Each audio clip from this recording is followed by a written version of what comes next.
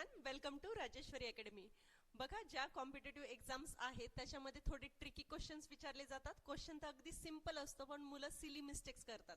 त्याच्यापैकीच असा एक प्रकार आहे स्क्वेअर रूट ट्रॅप।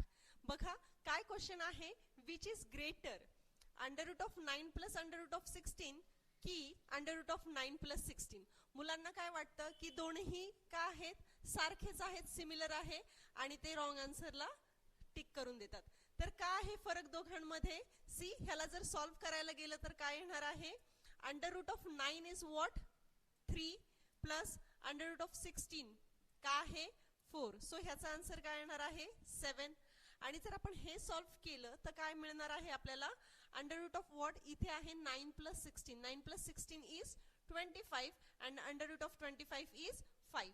सो आपल्याला वेगवेगळे आन्सर्स मिळाले आहेत। इथे मिळालेला आहे 7, तिथे मिळालेला आहे 5। सो हे जर असं सॉल्व करून पाहिलं तर इथे तर आपण इझिली सांगू शकतो की 7 इज ग्रेटर दॅन 5, म्हणजे हा under root of 9 plus under root of 16 is greater. Okay, so ज्यावेळेस असे क्वेश्चन्स येतात थोडंसं क्लिअरली ऑब्झर्व करायचं आहे।